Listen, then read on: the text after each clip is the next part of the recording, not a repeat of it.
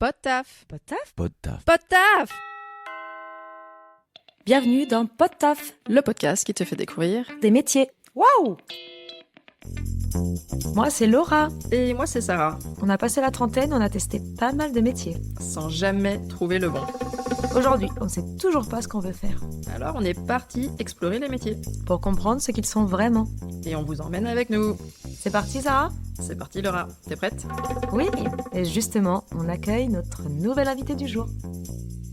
Bonjour, nous accueillons aujourd'hui Stéphane, qui a un métier très atypique. Il est magicien bulleur. Peux-tu nous dire quel est ton nom d'artiste pour commencer? Oui, bien, bonjour. Je suis donc Philéo, le magicien bulleur. Alors, en quoi consiste ton métier de magicien bulleur? Est-ce que c'est un seul métier ou c'est deux métiers différents d'ailleurs? Je suis à la fois magicien, donc je présente des effets de magie qui sont mêlés avec des bulles de savon, ou je pourrais plutôt dire le contraire, c'est des bulles de savon qui sont mêlées avec de la magie. Tous les magiciens ne sont pas des bulleurs et tous les bulleurs ne sont pas magiciens? Dans la magie, il y a plusieurs branches. Vous allez trouver la magie close-up, vous allez trouver du mentalisme, vous allez trouver de l'hypnose. Et alors que moi, c'est davantage des spectacles de bulles de savon avec de la magie. Alors, peux-tu nous décrire par exemple un spectacle, une prestation que tu fais pour qu'on ait une idée visuelle avec tes mots? On veut apporter du rêve et de l'émotion pour tout artiste, ne serait-ce que par la musique, par les décors, amener une atmosphère, et on a envie de raconter une histoire. On n'a pas envie de présenter des effets qui se succèdent sans un lien cohérent. Et moi, j'aime beaucoup, par exemple, l'univers de Tim Burton. Donc, je vais avoir des décorations un peu typiques de l'univers de Tim Burton. La musique, qui est très importante. C'est un travail de fond, bien sûr, d'écriture. Et on imagine une ambiance un peu tamisée avec un petit brouillard qui navigue un petit peu partout sur la scène. La musique commence, on fait son entrée sur scène. Souvent, ce qu'on dit, c'est que le premier tour, ou le premier effet, entre guillemets, pour un artiste magicien, c'est le premier tour qui est le plus important et qui va tout de suite mettre l'ambiance. Si vous commencez doucement, peut-être que justement le public ne va pas accrocher. Donc moi je commence généralement par un effet avec du feu et des bulles. Et t'as tout un exercice de narration, t'as une histoire à... J'ai des spectacles qui sont avec des voix off et des spectacles où je parle un peu, notamment quand je fais venir sur scène des enfants ou même des adultes, parce que c'est un spectacle, c'est pas une démonstration, c'est un spectacle vivant, donc c'est interactif et participatif. C'est des spectacles qui restent universels, qui sont très visuels, qui peuvent s'adresser aux petits comme aux plus âgés. Peux-tu nous apprendre quelque chose sur les bulles qu'on ne connaît pas? Il faut savoir qu'une bulle, la paroi d'une bulle, c'est 10 fois plus fin qu'un cheveu. Quelle est la composition d'une bulle? La matière principale, c'est l'eau. Et vous avez, alors on appelle ça un détergent, donc c'est un liquide vaisselle, mais on peut faire des bulles avec du shampoing, mais les résultats seront un petit peu différents. C'est quoi dans le liquide vaisselle? C'est quel composant qui fait que ça... Alors c'est des tensioactifs qui permettent une cohésion entre les divers éléments d'une solution, dans lesquels on va pouvoir intégrer des polymères. On imagine un petit peu une poudre qui permet de rendre étirable la bulle. C'est le plus important parce que ça compose à peu près à 70-80% de la recette. Ça fait combien de temps que tu es magicien bulleur? Ça va faire à peu près un peu moins de 10 ans. J'étais dans l'hôtellerie-restauration, dans les bars d'hôtel. Donc j'ai travaillé pendant 15 ans. Et à un moment donné, on a envie de faire un petit peu autre chose. Et j'étais déjà passionné de magie. Et je trouvais qu'à l'époque, mêler de la magie au bar, je trouvais que justement il y avait un plus. Et puis les gens s'y attendaient pas. D'un coup, on sortait un jet de cartes, on faisait des effets avec les verres qu'on avait, enfin plein de choses. Et je trouvais que ça apportait une animation en plus. Mais à un moment donné, voilà, c'était fatigant parce que quand on commence à avoir une famille, on travaille les week-ends, les jours fériés, on rentre tard le soir. Donc quand on se projette un petit peu, on se dit ça va être un petit peu compliqué. Rien n'arrive par hasard. Je travaillais dans un hôtel où on faisait une fête de fin d'année. Et à un moment donné, j'avais proposé en fait le double fond, qui est un café-théâtre de magie. Après m'être renseigné, j'étais voir mon boss et je lui ai demandé, je dis si demain je vous dis je vais faire un fond gessif. Donc le fond gessif, c'est une formation pour se spécialiser. Et si demain après, je vous donne ma démission et vous me faites une rupture de contrat conventionnel, est-ce que vous me dites oui? Il m'a regardé, il m'a dit, bah oui, pourquoi pas. Je m'étais renseigné avec le double fond qui faisait des formations. Et le prix, à peu près, à l'époque, on était à peu près à 20 000 euros. Ah, quand même. Ouais. Et tu as un statut d'artiste avec intermittent du spectacle? Ouais. D'accord. Ouais. Bah, c'est vrai que je reviens un petit peu, le front Gessif et plus la rupture de contrat conventionnel, j'avais une sécurité. C'est-à-dire que ça me laissait un petit peu de temps, j'avais à peu près 1 an, pour pouvoir me retourner. Et après, je prenais pas vraiment de risque dans le sens où j'avais tout à gagner en essayant quelque chose, comme beaucoup le font maintenant. Et si jamais ça ne marchait pas, je revenais vers mon métier de base. Donc voilà, après, c'était quelque chose où je voulais vraiment assurer mes arrières. Et ensuite, on a en France la grande chance de pouvoir bénéficier du régime intermittent du spectacle qui nous permet justement, dans les mois un peu creux, d'avoir des indemnités qui sont versées directement. Donc c'est vrai que c'est pas évident de pouvoir s'en sortir. On a beaucoup d'investissements au début, tant au niveau matériel que des inscriptions sur des sites pour se faire connaître. Donc, puis le côté marketing aussi, est à prendre en compte. C'est-à-dire que il faut créer un site qui soit attractif. Faut essayer de se faire connaître avec les outils à notre disposition. Depuis 10 ans, tu vis de ce métier de magicien? Depuis un peu plus de 10 ans maintenant, quand on commence un petit peu un autre métier, on comprend que ça va pas être facile parce qu'on n'est pas tout seul sur le marché. Il faut se faire connaître. Et comment tu as fait au tout début pour trouver tes clients? Il y a des annuaires qui sont spécialisés, par exemple Artésine ou les pros du Pestac qui sont destination des spectacles pour enfants essentiellement. Il y a des annuaires spécialisés pour les magiciens où je m'étais inscrit, donc il fallait aussi investir un petit peu pour la visibilité. Et puis ça s'est développé, et puis après, ça y est, c'était mis en marche. D'ailleurs, tes clients, ce sont des particuliers, des entreprises, des collectivités? Au début, c'était beaucoup les particuliers. Après, c'était donc les agences événementielles, les associations, après des grosses entreprises aussi, un peu dans la fonction publique ou dans le privé. C'est assez diversifié. Je propose beaucoup des spectacles pour les crèches. Puis c'est excellent parce que là, on parlait des enfants, de voir justement dans leurs yeux les petites étoiles. Ça m'est arrivé de faire des cours particuliers aussi. Ton but de ton métier, finalement, c'est de faire rêver les gens, de les faire rire, de les faire voyager. Mais j'imagine que toi, c'est quand même une sacrée reconversion. Tout n'était pas toujours parfait. Est-ce que tu te rappelles d'un moment, d'un tour de magie raté, mémorable? Le plus grand flop que j'ai eu, c'était pas avec la magie, c'était avec les bulles. Là, c'était très, très dur. Après, il y a une grosse remise en question où j'avais un spectacle. C'était une des premières fois que je travaillais avec une agence. La responsable mettait un peu la pression. Et donc, j'arrive, je me prépare mon truc. J'avais un petit spectacle à peu près de 20 à 30 minutes. Et puis, je commence mon spectacle. Tout commence bien. Et puis après, ça a été le fiasco total. C'est-à-dire qu'aucune bulle ne tenait.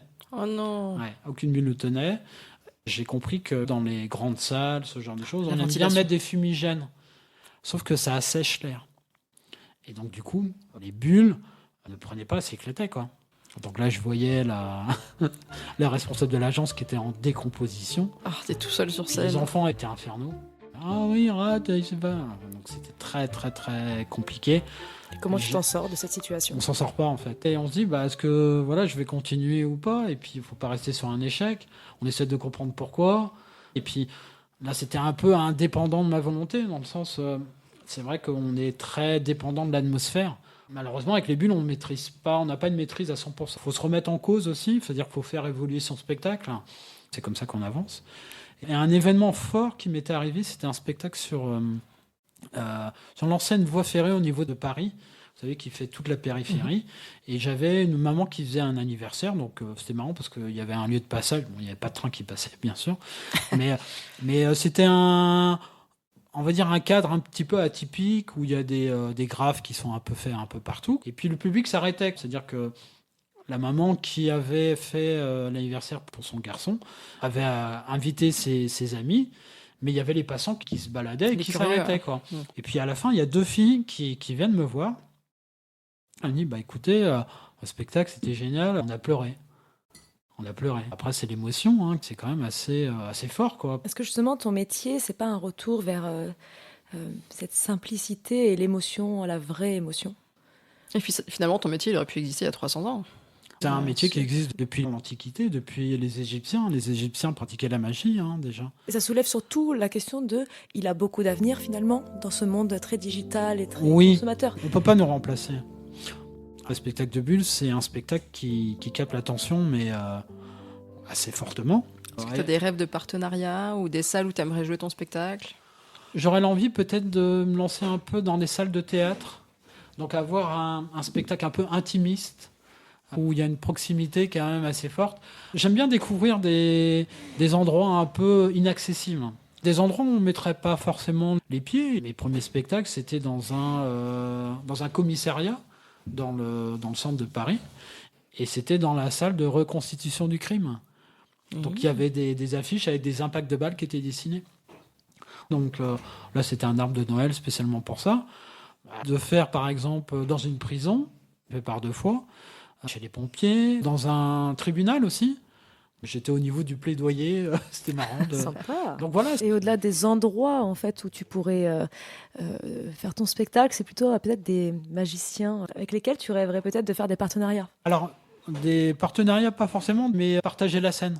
Un plateau multi-artistes où on va partager la scène avec des chanteuses, un autre magicien, avec des clowns, avec des contorsionnistes. C'est enrichissant aussi au niveau artistique pour moi parce que ça permet de humainement découvrir quelqu'un et découvrir aussi une discipline artistique. C'est vrai que c'est assez sympa. On parle souvent d'hommes magiciens. J'ai l'impression que c'est un peu plus les hommes que les femmes. Est-ce que c'est une idée reçue ? Ah non. Ou c'est on beaucoup trouve plus d'hommes, effectivement. Ah voilà, c'est vraiment. Et est-ce que tu connais une femme magicienne où tu apprécies vraiment son travail ? Il y avait donc Alexandra Duvivier, qui est une magicienne, qui est une des meilleures magiciennes au monde, qui va à Las Vegas, par exemple, pour certaines conventions de magie. Et c'est vrai qu'elle est rigolote, elle est marrante. Elle maîtrise complètement ce qui est fait. Donc tu nous as dit que tu es entrepreneur, donc tu as toute la création d'entreprise et le côté administratif que tu dois gérer, tu as la prospection pour trouver tes clients et peut-être maintenant plus du bouche à oreille, donc peut-être que c'est mieux maintenant. Et tu nous as parlé de toute la partie de préparation du spectacle, donc montage, de audio, visuel, les décors, si tu as besoin de faire un peu de costume. Et après, tu as le show le jour J à faire. Est-ce qu'il y a, par exemple, toute une autre partie qu'on ne voit pas de ton métier, donc par exemple les entraînements, autre chose qu'on n'a pas évoqué et qu'on ne connaît pas de ton métier ? Alors, déjà au niveau administratif, comme je suis intermittent du spectacle, j'ai pas cette paperasse à faire. Pour ça au moins, c'est quand même pratique.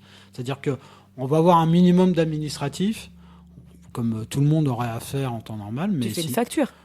Alors non, parce que je suis intermittent du spectacle. Quand tu fais une prestation, du coup, comment quand tu te fais payer ? Alors en fait, il y a il y a 2 solutions. Soit j'utilise le GUSO, qui est un organisme qui est géré par France Travail maintenant et qui permet d'établir la déclaration du spectacle. Ensuite, il y a les agences événementielles qui ont une licence de spectacle qui vont aussi justement faire le contrat.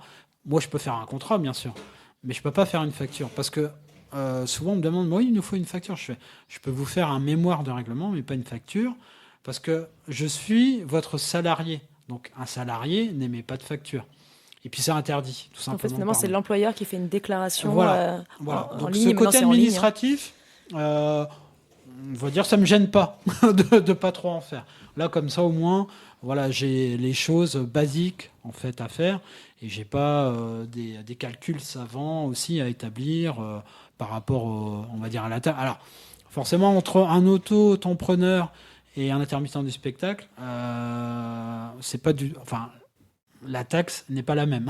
C'est-à-dire que les intermittents sont davantage taxés par rapport à un auto-entrepreneur. C'est la contrepartie finalement pour avoir cette sécurité, la sécurité quand les mois sont un peu plus... de pouvoir vivre, là. on va dire, tranquillement et sereinement, sans se dire, demain, est-ce que je vais avoir un contrat qui va tomber ? Parce que là, le mois commence un petit peu à être dur. Mais j'imagine que comme avec ce statut d'intermittent du spectacle, tu es obligé de cumuler tant d'heures ou de missions, je ne sais pas comment on appelle ça, oui, des cachets. tant de cachets pour avoir cette intermittence, enfin avoir ce complément, parce que tu peux pas te dire je travaille pas, c'est pas à vie, imaginons pendant 9 mois t'as pas de contrat pour X raisons, je sais pas, t'es malade, on sait pas ce que tu ne travailles pas, tu ne peux pas peut-être pas avoir autant de compléments si tu n'as pas cumulé tant de cachets, ou alors ça te couvre quand même. Alors il faut savoir qu'on a 1 an pour faire 43 cachets. Donc 43 dates, comme on dit. D'accord. Si jamais on est malade, on contacte France Travail qui bloque si on s'est arrêté à 3 mois, on bloque à 3 mois. Quand vous reprendrez, voilà, là on reprendra à partir de 3 mois. On ne va pas compter les mois où vous êtes malade. C'est un peu comme un congé maladie en fait. Est-ce que toi tu voyages un petit peu ? C'est quoi ta vie ? Sur toute la France. Tu as fait une belle reconversion quand même. Quelle a été la réaction de tes proches quand tu leur as annoncé que tu allais devenir magicien ? Ma copine m'avait regardé avec des yeux un peu bizarres. Elle m'a dit oui, pourquoi pas. Ouais. Écoute, moi je te soutiendrai de toute façon, quoi que tu fasses. Je me dis écoute, très bien. J'en ai pas parlé à ma mère. J'en ai parlé seulement à partir du moment où j'ai commencé à gagner mon intermittence. Mais c'était pour la préserver en fait, pour pas qu'elle s'inquiète et dire il a fait des études hôtelières, tout ça, et puis là il veut faire quelque chose qui. Et quelle a été sa réaction quand tu lui as enfin dit ? Elle m'a fait quoi C'est quoi ça ? Donc après elle a eu un petit peu de mal, je pense, à accepter que je lui ai pas dit. Et à chaque fois que tu rencontres une nouvelle personne, même pas ton entourage proche, et que tu annonces ton métier, quelle est la réaction des gens ? Ils ne croient pas. Les réactions, forcément, sont d'étonnement. Où est-ce qu'on peut retrouver ton travail si on te cherche ? Alors, je suis sur les réseaux sociaux, Facebook, Instagram. Sous quel nom ? Alors, sur Philéo, magicien Buller. Et tu es situé à quel endroit, même si tu te déplaces partout ? Alors, je suis à Palaiseau, donc en Essonne. Et il y a des vidéos à la fois sur YouTube, sur mon site. Qu'est-ce que tu conseillerais à un jeune qui voudrait suivre tes pas d'ailleurs ? Il faut se donner les moyens, il faut prendre des risques à partir du moment où les risques sont mesurés. Il faut vraiment bien réfléchir, préparer le terrain. Un peu comme vous vous lancez dans quelque chose d'original et je pense que l'originalité, ça paie toujours. Quand on a décidé de faire quelque chose, on est forcément récompensé, la roue est tourne, comme on dit. Si tu pouvais découvrir un métier dans un prochain épisode de Podtaf, ce serait quel métier ? Un vigneron. C'est une culture du terroir. C'est un métier manuel, c'est un métier qui est exigeant. C'est un métier qui est très attrayant, je trouve. Défi accepté. Merci beaucoup Stéphane. C'est moi qui vous remercie. Merci, passionnant, on en a découvert beaucoup. C'était magique. À vous. Et pour vous qui nous écoutez, on adore les défis à Podtaf. Si vous avez un métier que vous aimeriez nous faire découvrir ou que vous voulez qu'on vous fasse découvrir, écrivez-nous sur notre boîte mail podtaf.lepodcast@gmail.com ou via nos comptes Instagram, Facebook ou LinkedIn. À très bientôt pour un nouvel épisode de Podtaf, le podcast qui te fait découvrir les métiers. Quel est ton métier ? En fait, j'ai aucune idée de comment ils font ce métier. Ça tourne ! Podtaf. Tu parles si bien, sans filtre. On dit tout. C'est nous. Coupé !